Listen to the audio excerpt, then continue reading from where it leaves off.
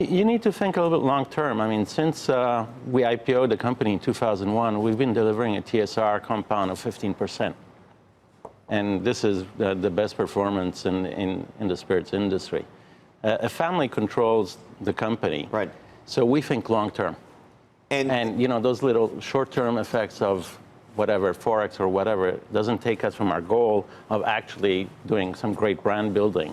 In terms of this brand, this has been built, by the way, it feels like off the back of social media in a way that maybe some of the others have not. Well, it looks like an overnight success, but we've been working on it for over 14 years. When we bought it, this was a tiny, tiny regional brand in the northeast of Italy. We're mostly around Venice, and we've grown it 14-fold since. It's very, very popular all over the world. All over the world. But just speak to alcohol and social media, because it feels like that has been sort of the revolution, if you will, in terms of how people have thought about marketing. Yes, to a certain extent. But what we do is, for example, the model here is to actually run a lot of events and get liquid on lips. And just people love it, and they actually start posting stuff. So they create the content. We've heard some stories recently about how millennials aren't drinking spirits the same way that older generations had. How do you combat that? What do you do? Well, we've got a very broad portfolio, so we're basically in every single category. And to a certain extent, we're also very privileged to have brands like Campari and Aperol, which are aperitifs, which are very different. These are specialty brands. None of our competitors have them.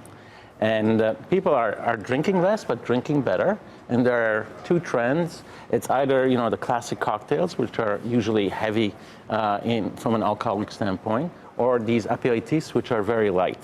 And they're definitely You don't want to have 10 of buttons. these, though, by the next morning, I can tell you, right? Well, if you pace yourself. All right. It's just that, you know, if they're this good and this sweet, I know there's some comeuppance usually the next day, typically, if you have. No, you have no issues. No? No.